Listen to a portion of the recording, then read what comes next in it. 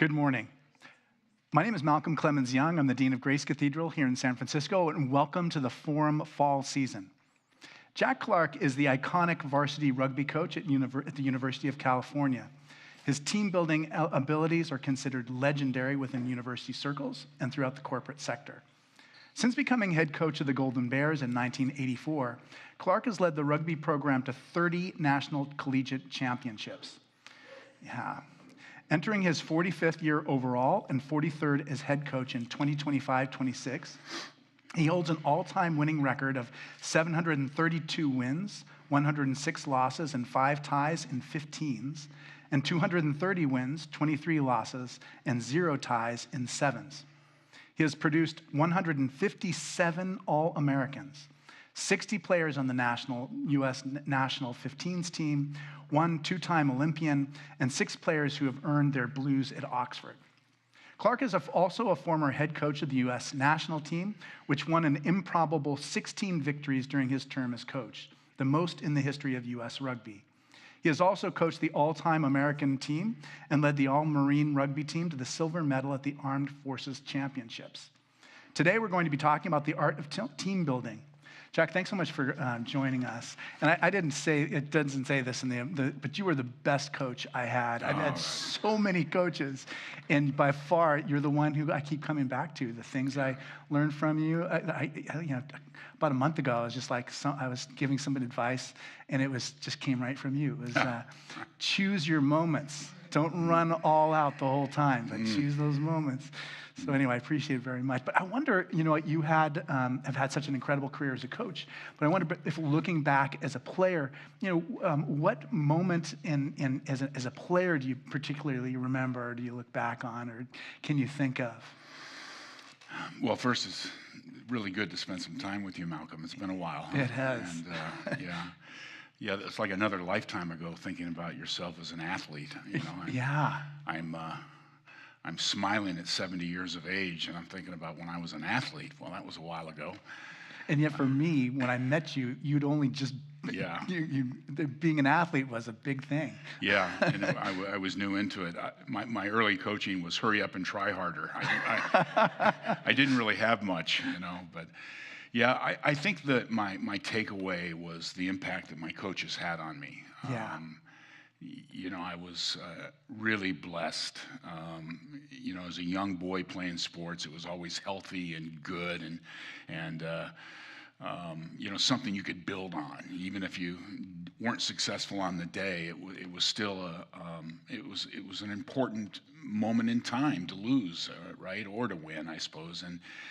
And then the coaches that were teaching those lessons, they just kept getting better at it. And then at some point, they were all professionals, and they were really good at it. And I think it was in high school that I first started saying, I might want to be a coach one day. Yeah, I was wondering that about might that. be a good thing for me. Yeah. I mean, I had some coaches that were part of that hurry up and try harder. I had a coach one time, it was, you boys here, I want you to pair up in threes. I can remember thinking, if you can give that kind of advice, and people like hustle to do it, I'm going to be a coach one day, Yeah. I just think, just what it was like for you as a player, both of rugby and football and basketball. What made you gravitate towards sports as a young person? It was always an outlet. It was always something. Hurry up and get done with your schoolwork so you can play. And play sports was there were no screens. I mean, these poor kids today, they got multiple screens, calling their attention. We didn't have any of that, did we? So you'd go out and play, and it felt like a really healthy, good thing to do. Yeah, and I swear, one of the questions one of my assistants said we should ask you about is the game they play in heaven. But, literally, I sometimes fall asleep. I just see myself running. We're on Strawberry Canyon, where I'm running up the field, and, H.B. Drake is passing me the ball. That's right. Anyway, for many people, rugby is something that's so foreign and strange, and you must have people ask you this all the time, but how do you explain the game of rugby to people who may not know much about it yet? To not get in the too, weeds. too bothered by what's happening. I mean, the teams are going in opposite directions, and when you get in the try zone, it matters, right? Yeah. And you got to pass the ball backwards. You can kick it forwards. You got to tackle the guy with the ball. I try to keep it as simple as I can so they can enjoy the athleticism and the whole thing. It really does take a melting pot of skills to be a good rugby player. Everybody has to pass the ball. There's nobody that doesn't. And if you have to pass the ball, you've got to pass it to whom and when, and then of course everyone has to make their own tackles. There's this share of the dirty work that has to get done, and so it's a very there's a lot of democracy in the game in a way. You know, it takes a lot of different body types to play the game well. Ideally, you need some guys that are kind of shortish, that are built like fire hydrants. Yeah. And you need some tall guys that can go up and have aerial skills and go in the air and get the ball like yourself, right? Yeah. And so yeah, it makes sense to me that if heaven's a hard place to get into, rugby's a hard sport to play, and it's not for everybody, and but it welcomes everybody. Yeah, I remember the first time I ever played in a rugby game in Sacramento on this hard-baked surface. It was just like totally, there was no grass growing on it. It was like concrete, but it was made out of dirt. And I remember just like getting the ball and leaping and like and breaking tackles, and then I touched the ball down and it was on the 20-meter line. So it was like almost like thinking you'd scored a touchdown 20 meters too soon. But the whole, my team was just like they said, "What are you doing? Like, why didn't you pass the ball? Like, what? Are you part of the team or not?" And you're right. It's that democratic part of just like each of us making our contribution. Each of us can score. Each of us makes a difference. That's right. Yeah, I really like that. I wonder about just like your first experiences of rugby. Like, what did you notice? How was it introduced to you? I just had a bunch of guys in my school, and they were like, "Hey, you should play rugby." Yeah. I had a high school football coach who was an assistant coach who played. I grew up in Huntington Beach, California, in Orange County, and he'd played for the local Newport Harbor or Newport Beach rugby team, and I remember going out and watching him play, and it was fun to watch one of your coaches, compete. And I thought, well, that's a good game. I think I'd like to do it. I'm just too busy playing, our traditional sports. Yeah, basketball, football, and track. That's right. But by the time I went to Cal, it doesn't take long as a Cal football player. I was playing football at Cal that somebody taps you on the shoulder and says, "Hey, it's rugby season. Let's go." And I went, "Really? That's what we're supposed to do?" Yeah. And so you went out with like 20 of your football buddies, and we went and played rugby in the winter, and it didn't take long, before I went, wow, it was a combination of basketball and football in a way, and so yeah, I loved it from the get-go. Yeah, I just think of Gary Hines and the other guys who played football too. It must have been a challenge to just do both things, but I never really talked to them about that or what it felt like. In a way, I felt like they loved the game more than anyone else because they had all the attention for playing football, but they just played rugby for the love of the game. That's right. Yeah. You do it for yourself. Yeah.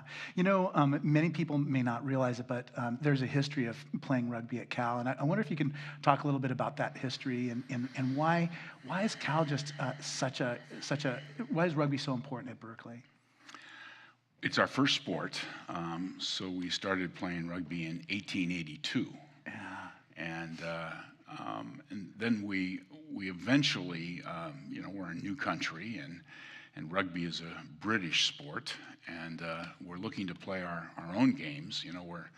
Speak English and let's build our own cultures here. So we morph rugby into American football. Yeah. And so we became we went from a rugby university to a football university, as did all the local high schools and universities in the area. And the early days of American football gridiron were quite dangerous. Yeah, right. There were these flying wedges, and there were a couple deaths, believe it or not. It was really a brutal game. The tactics were, battle of the bulge, just go after them right in this spot right here, and when you damage this area enough, other things will open up for you by way of opportunity. Brutal tactics and strategies. And so by presidential decree, we go back to playing rugby as our main sport. And in my office, in the field house that I work in, there's a lot of photos of 50,000 people watching rugby at the turn of the century. And that's the what could have been moment, really, for rugby could have been what we know as American football now. But we eventually, listen, there's a strong pull to be an independent country, play our own sports. And so we go back to playing football full time, and rugby becomes a secondary sport, but one that's still played by football players playing their second sport. And we've been okay at it, right? We've been pretty good at it over time. And the coach that was before me had the job for 10 years, Ned Anderson, and before him, it was Miles Doc Hudson, who was Doc Hudson was a local dentist and that became our rugby coach for 38 years. And the team traveled internationally and developed a really good reputation. And then those same people over time that have that played the sport, they wanted to make sure it was always played at Cal, so they've endowed the sport. Philanthropy was really important to the history of Cal Rugby, and the fact that so many people have kind of paid that experience forward to make sure there was always a rugby team. And so here we are today. I don't think rugby is supposed to be in the intercollegiate athletic department at the university, but it is, and we're proud to be there. Yeah, and a lot of it is you picking up the ball and carrying it the way that you did over these last 40 years. Yeah, and I remember Ned Anderson. I was like, just between the two of us, I was like, who's that Ned guy? Because you were in a way, I don't know if he was stepping back intentionally, but you had already really stepped forward at that time. It was even that early. One of the things I think so much about is, rugby's a game. They're 40-minute halves. So it just takes a lot of endurance to play so intensely for 40 minutes. And then you have like a short halftime, and then another 40 minutes. Yeah. And I wonder, kind of what your philosophy is for what you say during that short period of time between those two 40-minute periods. Not much. Try to keep it pretty simple, right? I don't know really what everybody is hearing at that point, because you're right. People are fatigued, and there's a lot of wear and tear. You take some body blows, so when you get to that interval at 40 minutes, you're already pretty beat up. You're not going to be able to have a lot of. We have a limited number of substitutions that can come in the game, so most guys are going to play the full 80. So you try to keep it simple. A handful of things, and if I'm going to dig in on anything, it's that we all hear what these few things are, right? That everyone's opting in to those fixes. I don't want to give them 6 things, and we're going to independently opt into 3 of those things. Let's all of us tighten up the area. So keeping it simple, yeah. That's right.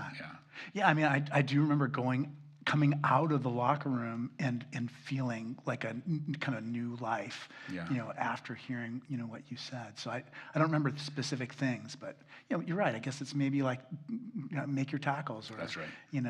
Let's not keep the ball in loose play as long, or whatever it was. Yeah, it's nuanced, isn't it? Yeah. Right?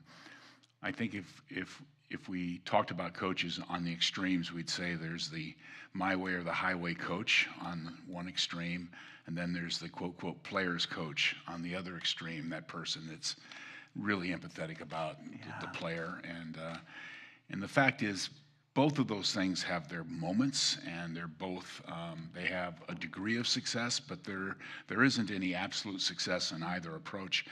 I think coaches need to be somewhere in the middle where they can speak directly without a lot of fanfare, without all the techniques. What do they say? You sandwich the information, good and bad, and you listen. There's not enough time sometimes. What you need to do is be direct with people and tell them what they need to do that will help them.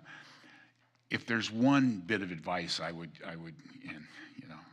give a coach, and I'm almost regretting saying advice, but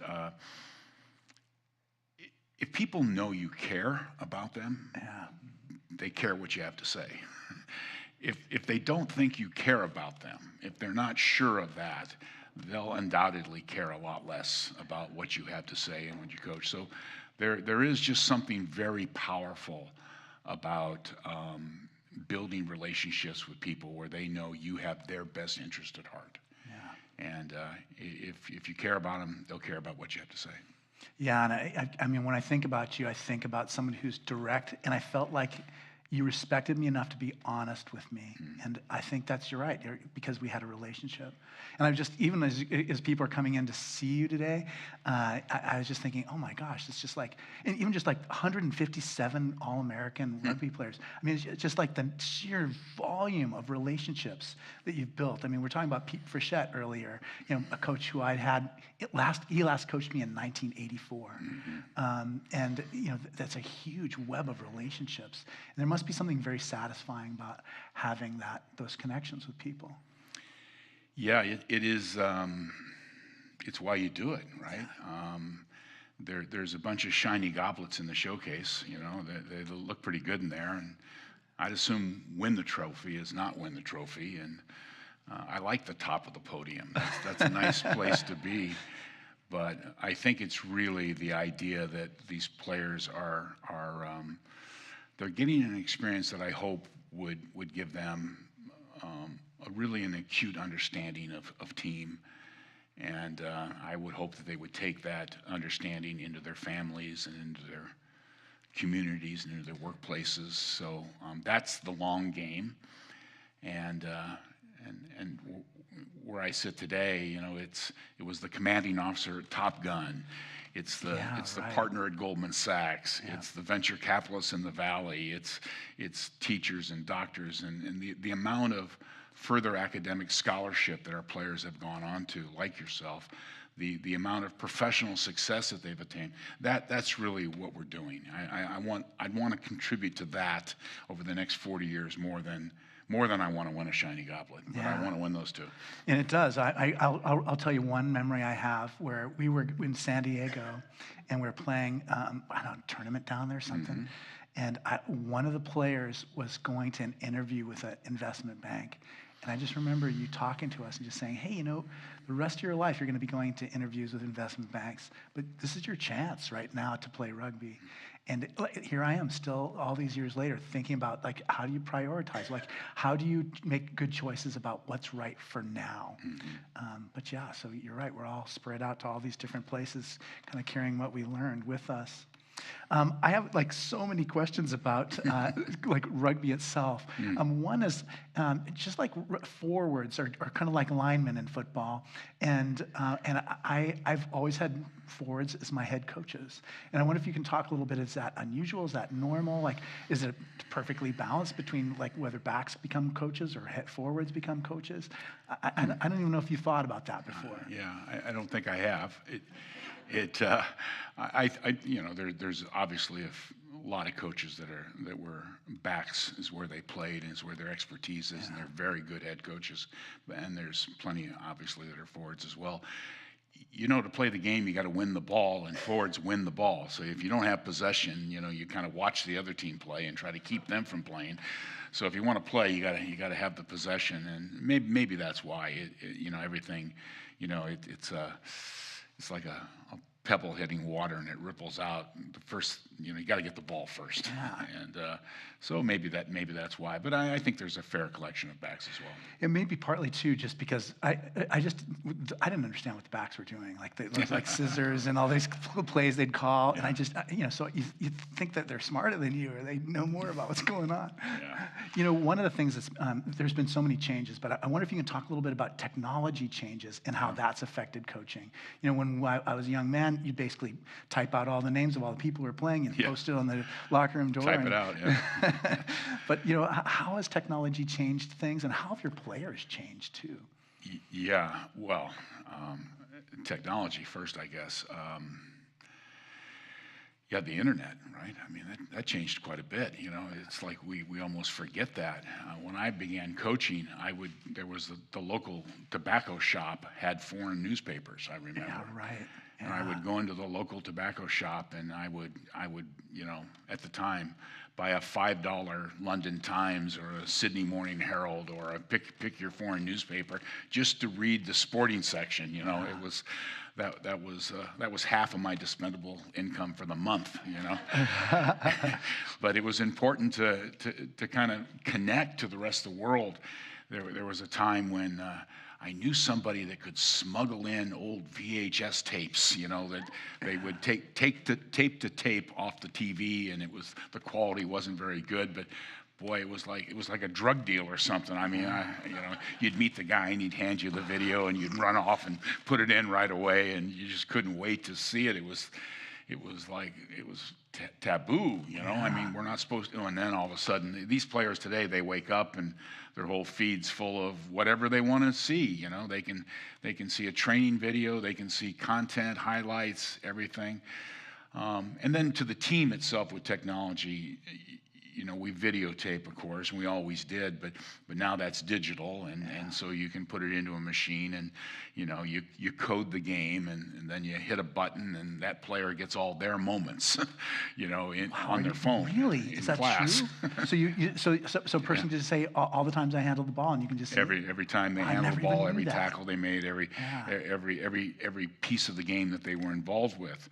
And then you can get together as groups. You can sort it however you want to sort it, but once the game is coded, you can talk to the software and pull up any kind of report you want. So yeah, I mean the amount of changes are tremendous, and there's screens on the sideline, so you can look at formations right in real time.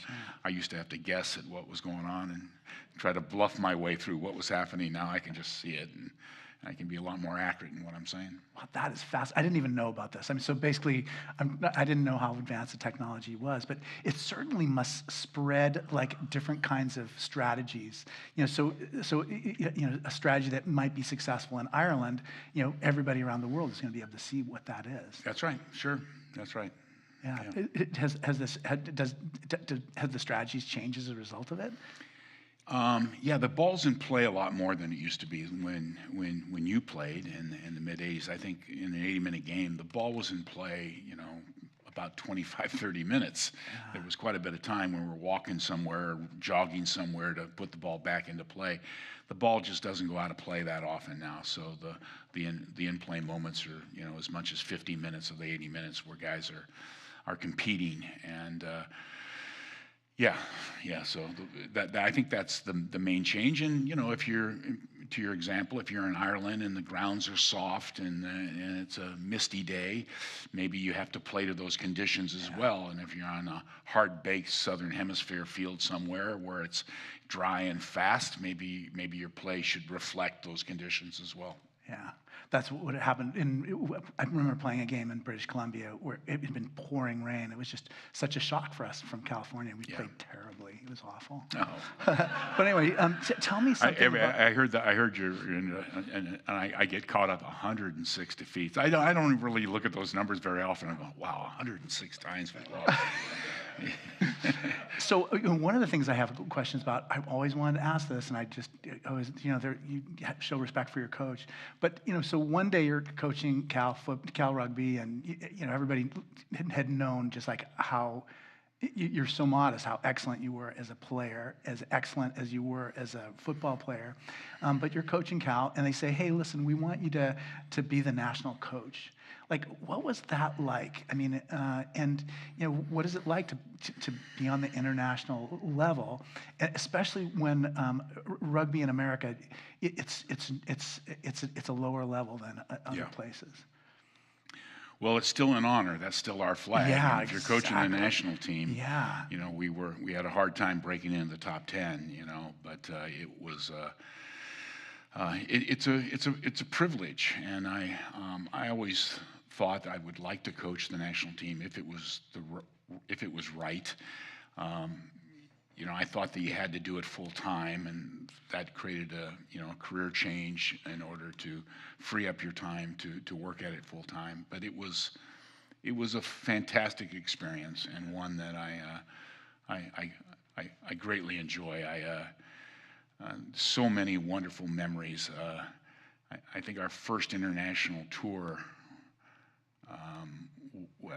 real international tour, would have been to Ireland, and I can remember the knock at the door, and you're in the locker room, so now it's time to go out and play. Yeah, what was that We go out into this hallway, and I kind of said my bit to the team, so I was pretty quiet at that point. I'm at the back behind the team.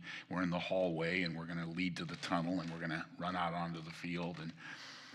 And this is Lansdowne Road. It's like one of the cathedrals of rugby, right? And I could hear the announcer say, "Ladies and gentlemen," and there was this buzz in the stands. There's a lot of people out there, and they went deathly quiet.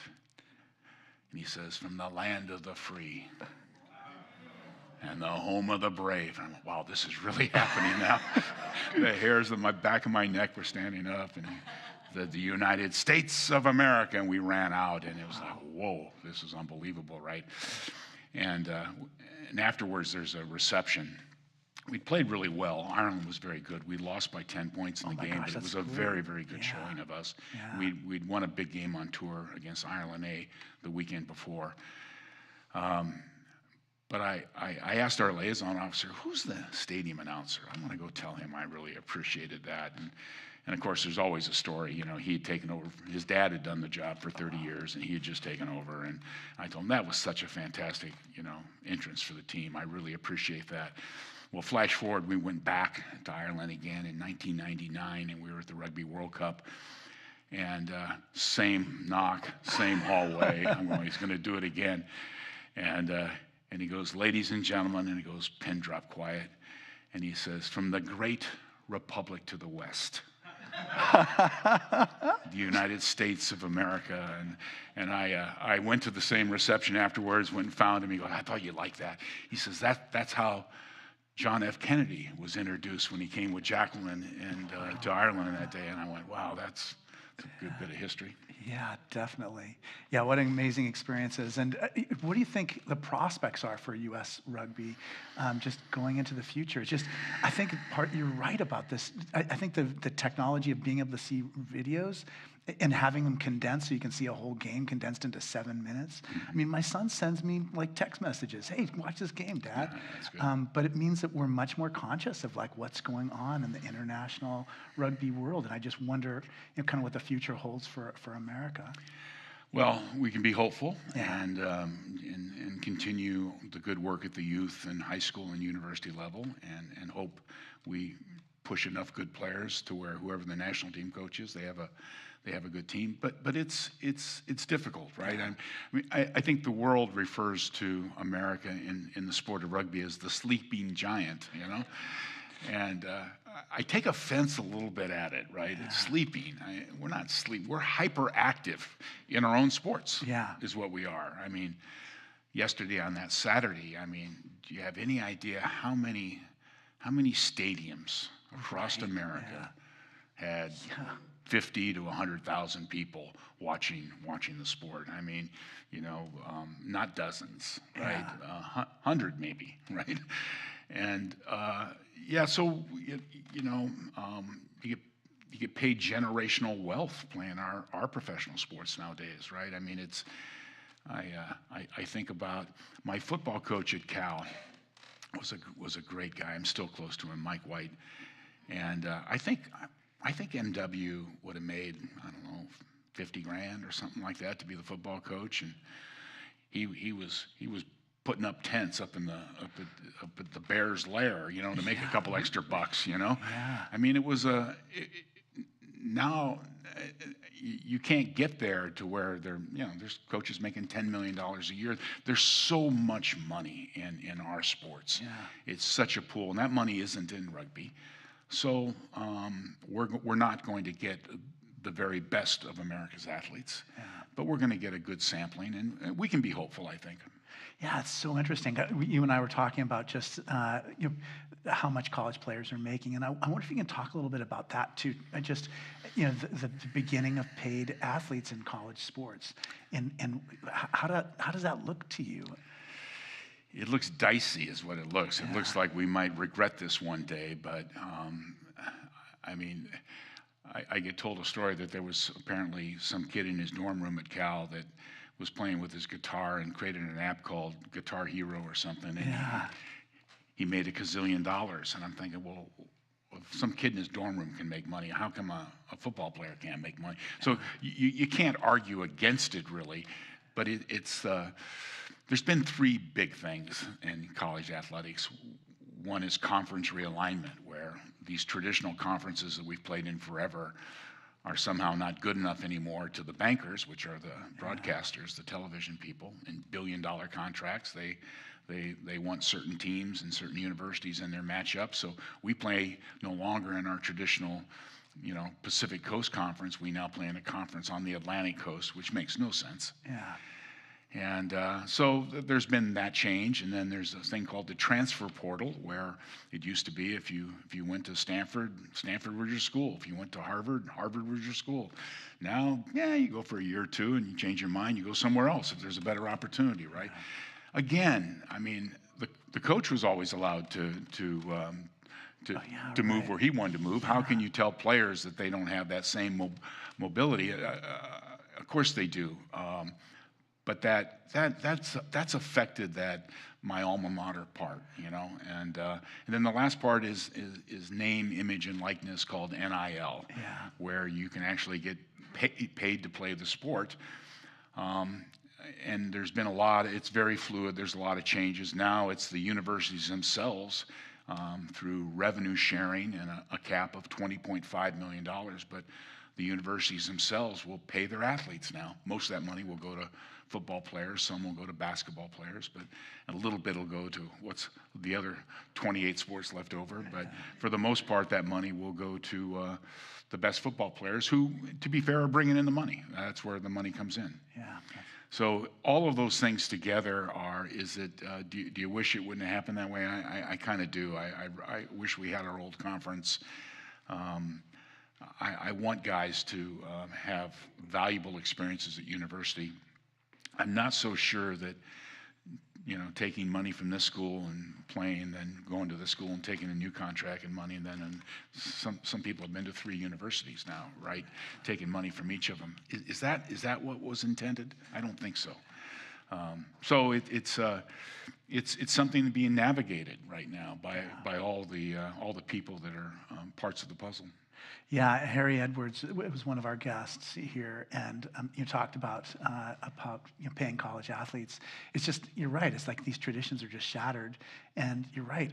I wonder if it's good for people to go to 3 different universities and always be kind of working a better deal.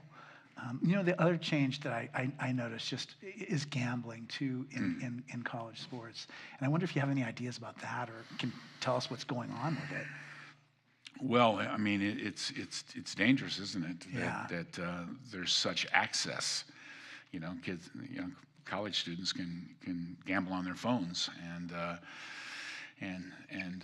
get in over their heads very quickly. And now, of course, the worry when it comes to sport is that somebody that owes a lot of money might try to get some information to pay back that debt. That I saw so-and-so in the training room this week. He don't look like he's 100%. Well, that's in the gaming business, I suppose that's pretty valuable information to somebody. So, yeah, it gets a little funny. You would hope that, and we've had incidents, haven't we, that go back a long time in American sport where, where participants in the sport themselves, players and coaches, gambled. So you just hope that that doesn't become a negative influence. Yeah. I haven't seen it yet. I'm get my fingers crossed. There's a lot of checks and balances to make sure that doesn't happen, but.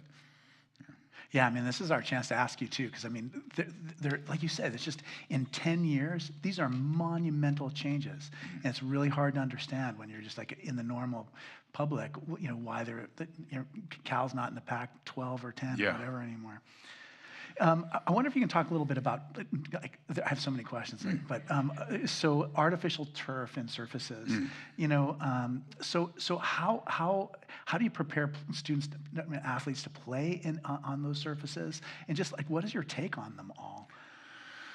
Well, we have synthetic surfaces now at Witter Rugby Field, which used to have this beautiful natural grass field. I was so proud of it. But I would go home at night, and I would think, is somebody on my field right now? Right, completely. I was like the grouchy old guy in the neighborhood. Get off my lawn, And of course, there would be somebody, you know, climbing a fence to go play on that field, and so, and then, you know, it rains in the winter here, and we would have contests where we would rip up that grass. Oh, yeah, right. In one and game. then that stays ripped up for a while, and so we would always be cautious in training about being off to the side. And once we put down that synthetic surface for the first time, my worries went away. Yeah. I mean, it was like unbelievable. And every generation it gets better. The synthetic surface we have down now has a very, very similar cleat in, cleat out feel than natural grass. It has the density in the pad underneath. It feels like really good, a really good natural surface. And some of those natural grass surfaces, as you point out from your Sacramento sun-baked field days, are hard as a rock. You dislocate your shoulder just looking at the ground. They don't even have to throw you on the ground. Right? So. Yeah, I think they're getting better, and it's you know, we're not in a position with facilities where we can just have a handful of people play on one field once a week, and we'll keep it really nice. That's not going to work, right? We're always going to have multiple sports, multiple users of a field, and the synthetics are probably the way to go from a cost standpoint. Yeah, and you teach the guys how to, well, It's getting better. I mean, I almost have to teach guys when we're on hard fields or muddy fields how to look after themselves more. I mean, there that's isn't the new norm. It's the new norm, and there isn't really a problem. Yeah, weightlifting. So when you were in high school, just weightlifting was just not nearly as ubiquitous. How has that changed the game of rugby? And you know, how do you, what do you see in terms of changes over time with training? That you mitigate injury through it, right? I mean, that's how you protect yourself. It's how you run faster, jump higher, play better, but it's also how you protect yourself. And so yeah, we believe in it, and a lot of what we do is often Olympic bar, you know. So we're not laying on our back doing bench press. We're moving weight in a ballistic way. Yeah. We say that if you train slow and heavy, you get slow and heavy. You train quick and dynamic, you get quick and dynamic. So we're forever trying to make sure guys have the right core. If you have the right core, you can transfer power. And we want to be explosive athletes, and we want to mitigate injury. Yeah, I got an email this week from someone who asked you and I to talk a little bit about Mark Bingham. You know, the 9/11 hero who you know, I don't even know how to describe what he did, but I mean, maybe you can describe it, and I'll tell you what I thought of what he was like. For me, he was like kind of like a puppy almost. He was like, rugby was so new to him. Yeah. He's just like, he just opened it all, you know. He'd played a little bit of high school rugby in the South Bay, and Mark played with us. He was a pretty good player, tall, rangy guy. Yeah. You know, 6'3", 4", long stride, and we just knew Mark as a teammate. And actually, we last saw Mark on the spring before 9/11, and he'd come to a reunion, and he looked great. He looked fantastic, and he had a business where he was in the advertising kind of marketing business, and he had an office in New York and an office in San Francisco, and it was great to see him.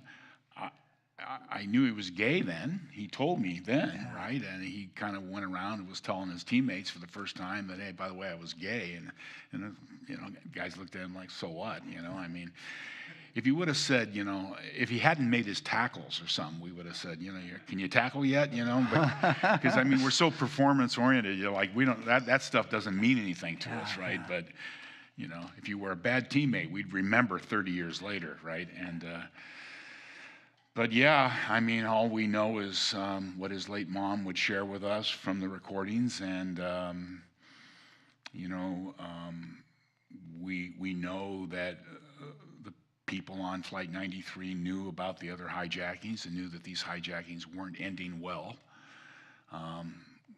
Bit of an important piece of information, probably, and that, you know, that a handful of athletes on that airplane got up and, you know, stormed that cockpit door, and as we now know, that plane was headed for the U.S. Capitol.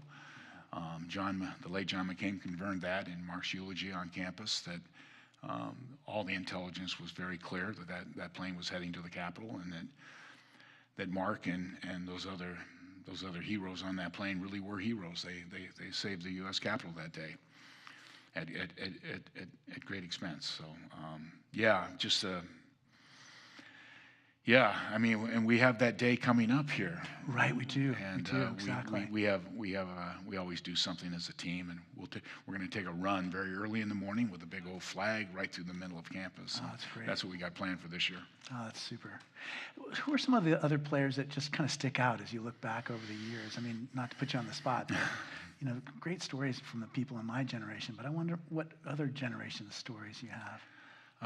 Well,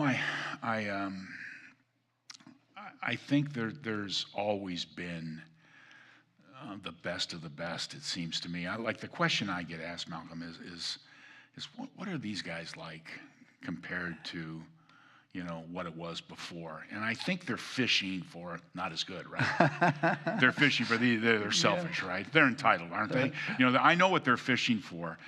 And I feel like I'm the defender of this generation or something. I'm going, I don't know what you're talking about, man. I mean, the guys I'm coaching are as good as they've ever been. I mean, they're the best of the best, as best I can tell. How would they have gone in the greatest generation? Well, I don't know, right? I mean, that generation is the greatest generation for a reason, right? They did it. But I don't see any reason why they couldn't do it. They're selfless enough to do it. They care about others enough to be brave and to do all the right stuff and to grind and to do whatever it takes. So has that same technology, has all those screens in their lives, and has that changed that entire generation? Of course it has. They've got the world at their fingertips, on the information highway. Everything has changed for them. But at their core, I believe they're pretty damn special, and I just feel fortunate to have them in my orbit. I'm so happy to be their coach. So I'm of the belief that we're just pumping out a lot of guys who are going to make a real difference in the world. So. Yes, there's always really great players. There's always 4 or 5 players in the team that have a future in the game. Yeah. If they want, the rest of the guys are going to go pro in something else. But yeah, it's a privilege. Yeah, it's great. I just think being around young people, it just keeps you youthful, it keeps you sharp. It keeps you adjusting to these huge monumental changes in sports that we've talked about in a way that I think when you're not around younger people, you can kind of check out from those changes and kind of be aloof from them, Yeah. One of the traditions we have on the forum is we take questions from our audience, and so Rebecca will take note cards, questions. She's great at collating them all. But I've got some strategy questions. Yep. One is lifting. So when the ball goes out of bounds and there's a line out to, they form kind of a tunnel, and the ball gets thrown between the two, and they contest that ball. When I was in college, they didn't allow you to lift. So I think they probably did allow you to lift in faraway places, but at the college level, we weren't allowed to do that. When did that first start? We first start doing lifting, and what kind of adjustment was it? How did it change the kind of players and what success looked like for them? I don't think it changed the players too much. It created some reliable possession for the attacking team. Is what it really did. It happened, I think, in the mid to late 90s is when the rule change was officially enacted, and it kept the ball in play longer, and it made for better, cleaner possessions. It's been a good change. Yeah, so it means that there's less uncertainty. You know who's going to end up with the ball. You should get the ball. You should win 9 out of 10. Yeah, that's what I was wondering. It's exactly what I was wondering. One of the questions I had too, thinking about, I mean, your record is just extraordinary. I mean, we're talking about winning 80% of your games. There are not that many coaches who are as successful as you are. And I wonder if you can talk about why you are so successful at this, and what do you share in common from other coaches who've been extraordinary? But even in the newspaper, I'll read somebody about their record, and it's nothing compared to what you've been able to accomplish at Cal. Well, good players make you a good rugby coach. If you forget that, you've totally lost the plot, right? I mean, I think it's a player's game, right? And I have a role, but good players is what it's about. I care deeply about what I'm doing. I have a bit of skill around motor learning. I understand how people learn. I understand what are the steps to teach motor learning. I think I'm a fairly good communicator as it pertains to getting everybody on the same page, so they know what it is we're trying to do. So we keep a sense of purpose about us on the field at all time. And I'm not afraid to be the coach. I'm not. They have friends already. Yeah. They have parents. They have uncles. Yeah. It all seems redundant if I'm after one of those jobs. What they need is a coach. Somebody who is going to share with them the what it is they need to hear. So I think we've built a really strong culture that's value based. Our values are things that we talk about, we measure every day, and we say our mindset is grateful for everything, entitled to nothing. And we say that because there's just not enough gratitude in this world, and I have to remind guys of it. You put your dirty laundry on that loop and you throw it in this thing and it comes back. It's in your locker fresh. It's like let's start there, and through everything let's develop that right gratitude, and not really referring to social entitlements, but let's not think you're owed anything here. Yeah. Let's understand that everyone's they're gonna bring their best game when they play Cal, and that's what we want. And so, the culture of our team has been good, and it certainly flattered my win-loss record. Yeah, I definitely want to learn how to make that culture myself. Okay, all right. I'm going to skip this first question because it's about me. Okay, could you address the impact that working in effective teams can have in forming a young person? Malcolm is our coach. That's the second question. The first question is, we know Malcolm to be a kind and gentle leader. Was he really an aggressive rugby player? I think you could just stick with the second one. So, yeah, how do you... Mean as a snake. So how can the impact of working in effective teams form a young person? I got to say, from my perspective, to answer that question, if you can be really successful at one thing, it's transferable. You can learn how to be successful at other things. Yeah, well, I think working, I guess it depends on what you think the answers to this whole thing is, right? I don't think we're like one bright person away from solving any of the big problems personally. What are the big problems?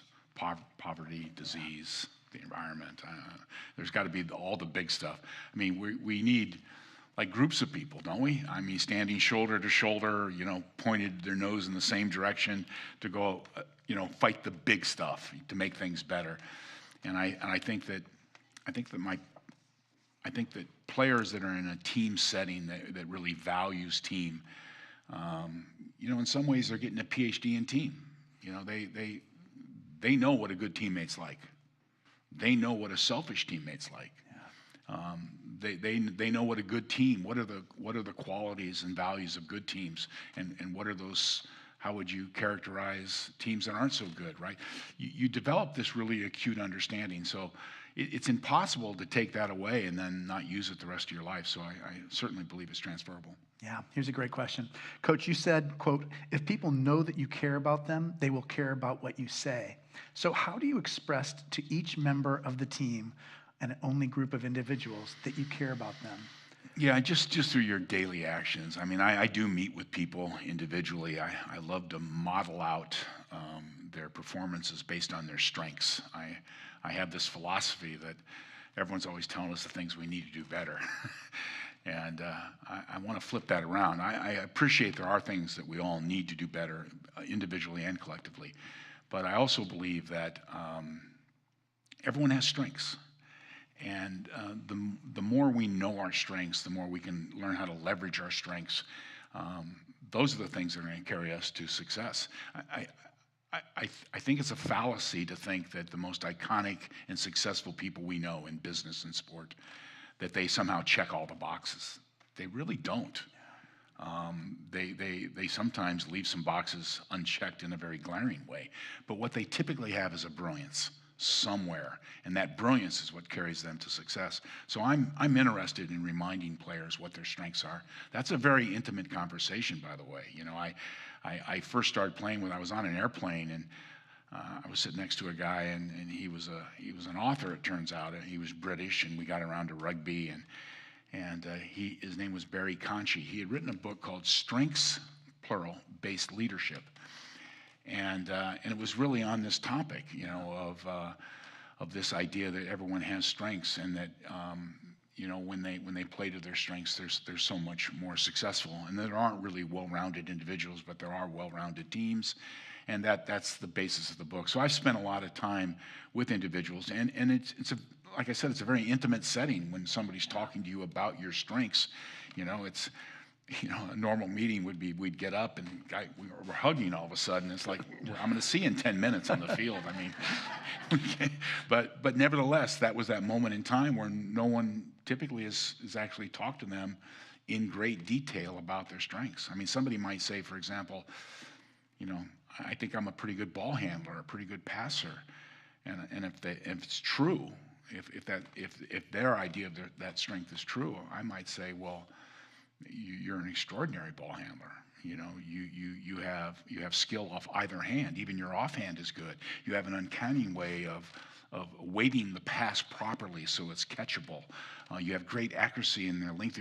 I'm going to make that skill come alive is what I'm going to really do, because I want them to have a better, deeper understanding of it. I think those things lead to care. I also believe that you just go about your job. I mean, one of the I had some moments with the U.S. Marine team in the All-Forces Championship, so I was going to a lot of Marine stuff for a few years, and I went to watch the Marines, these young Marines finish their crucible. This is the first time that they are going to be called a Marine by this drill sergeant who has been up there 6 night and day, right? And this is the first time they're going to get a globe and anchor pinned on him, and he's going to call him a Marine for the first time. And afterward is the warrior breakfast, where they eat some unedible food that I just pushed around my plate for a while. But they talked about this drill sergeant who had been really borderline abusive to them over this long period of time, but they talked about him with love. They used the word love, that they loved this guy. I think, you know, they knew that person's trying to give them the skills to keep them and the guy next to him alive. And they knew that. And I think if I just go about my job in the right way, and I'm fair and equitable in what I'm doing, and I'm demanding, that I think they'll know that I want what's best for them as well. So it's not all soft edges around let's be friends and then you're going to care what I have to say.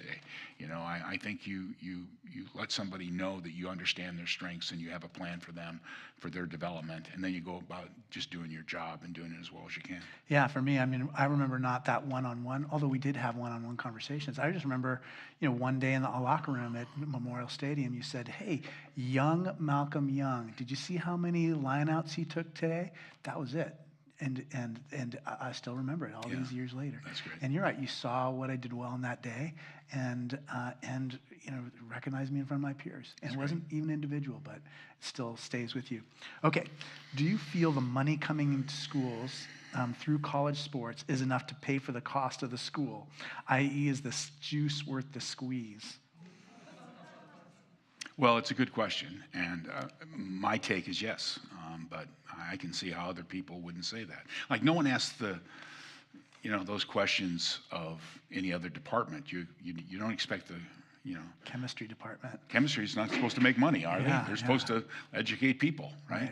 And it's supposed to cost us money to do it. And I do believe, I think our chancellor right now at the university is, he understands, I think, that this is the front porch of the university, and that this is about alumni engagement and donor engagement. And so it's a fair question. Is it worth the squeeze? Is the juice worth the squeeze? But in my opinion, yes for now. But where is this going? I don't know. I mean, is everyone going to make $10 million a year here?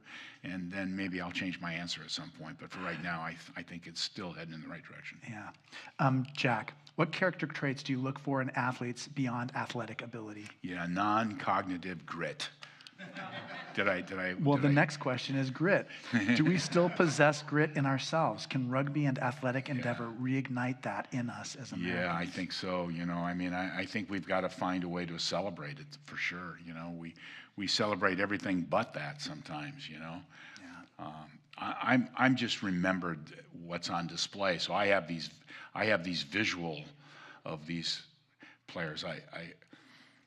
If you win a national championship, there's some jumping around when the final whistle happens right away. Everyone's pretty happy for a moment there, and remember that the players, the field is 100 meters long and 65 meters across. So the players are pretty far away from me most of the game, unless they're on our touch line, and you don't get a chance to see them up close.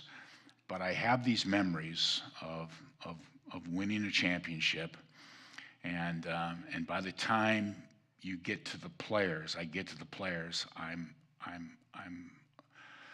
struck. I'm aghast by the look on their face. Have you ever seen anybody finish a marathon?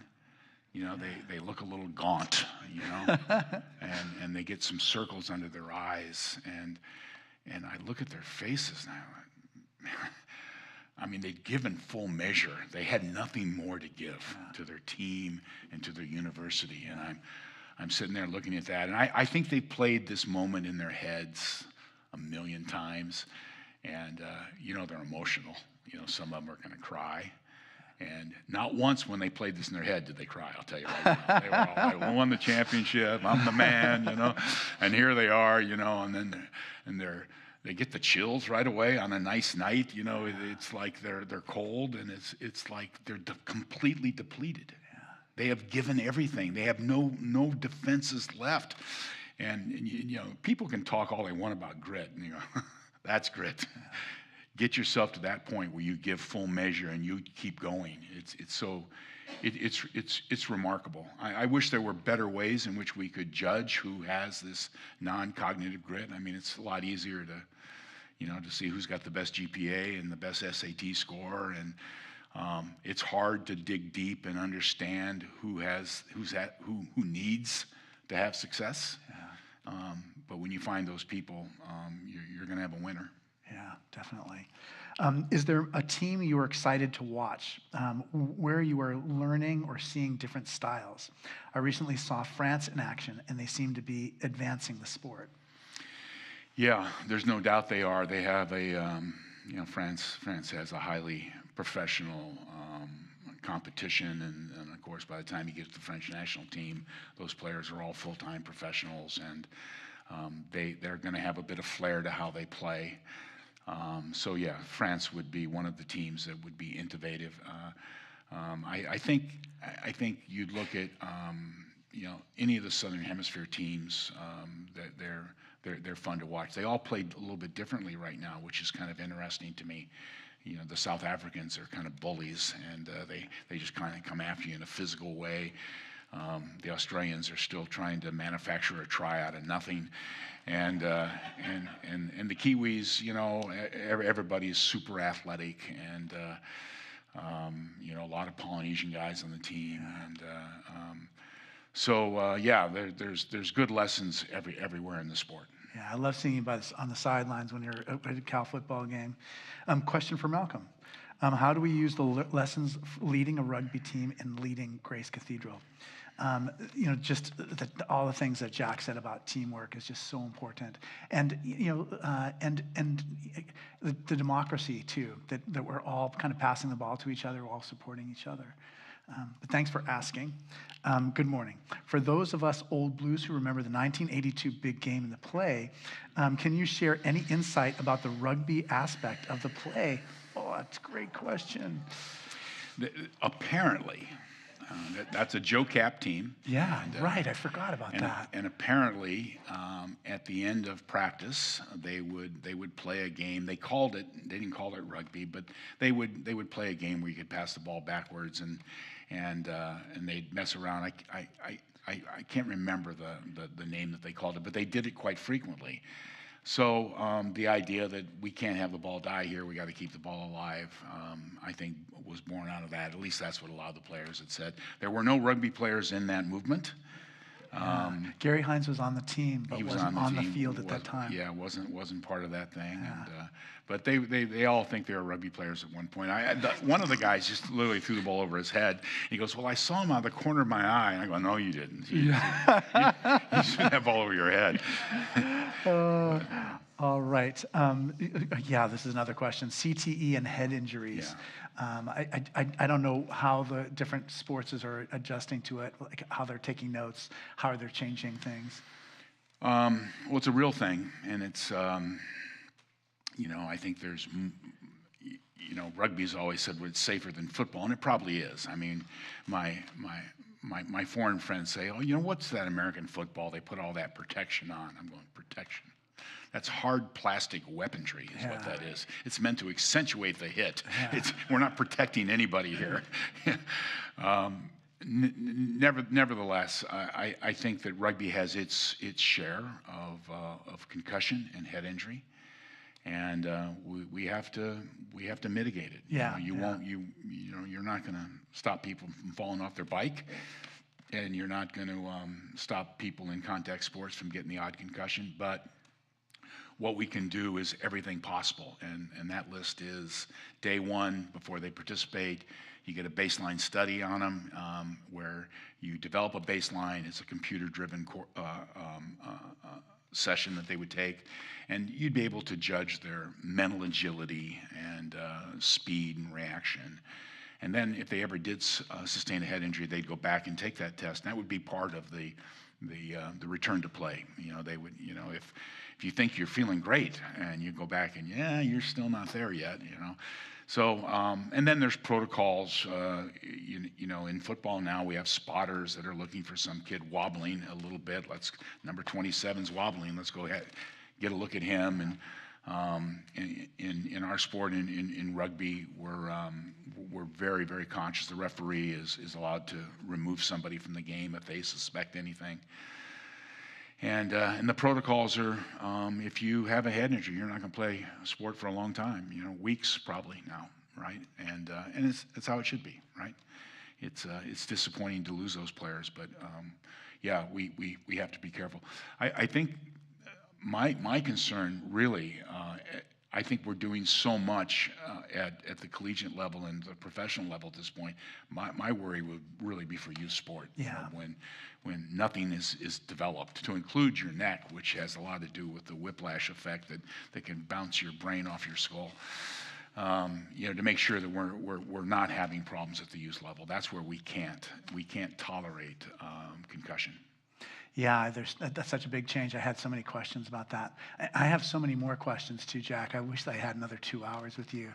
And I'm so sorry that our time's up, but I've got to go upstairs and preach a sermon, Yeah, that's great. Please join us next week when my guest will be best-selling author and journalist Bonnie Tsui. We'll be talking about her new book, On Muscle, The Stuff That Moves Us and Why It Matters. You're also welcome to join us upstairs for Choral Eucharist at 11 o'clock. We rely on your support for the forum. Gifts of any size make a difference. There are many ways to give, including texting the word THINK, T-H-I-N-K, to 76278. Think to 76278. Jack, what a blessing. I'm always going to remember this, that you came in and met with us. Thank you so much. Yeah.